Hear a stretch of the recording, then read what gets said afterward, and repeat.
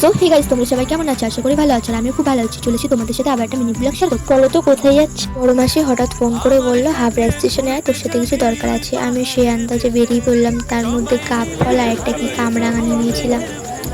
আর এই যে আমার মাসি দাঁড়িয়ে আছে, কি একটা দেবে তাই।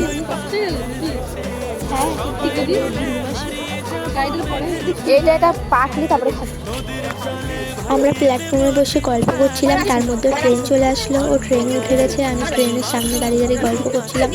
তারপর ট্রেন ছেড়ে দিয়েছিল বলে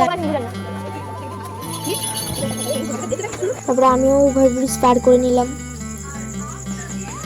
তারপর বসে বসে কিছু খেয়ে নিচ্ছিলাম, টাইম দেখছিলাম। তারপরে করতে করতে বাড়ি চলে আসছিলাম। তারপর বাড়ি এসে দেখছিলাম মাসি কি দিয়েছে। তারপরে দেখি বিরিয়ানি দিয়েছে। ও বাড়ি বিরিয়ানি বানিয়েছিল, তাই বিরিয়ানি দিয়েছে। আর এদিকে গরম মশলার পাতা দিয়েছে অনেকগুলো। আর এগুলো হলো পোস্ত পোস্ত দিয়েছে।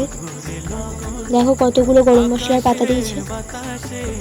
আর বিরিয়ানিটা আনতে আনতে একটু ঠান্ডা হয়ে গিয়েছিল, আর একটু লবণ কম হচ্ছে এবার লবণ দিয়ে দিয়েছিলাম, দিয়ে গরম করে নিয়েছিলাম।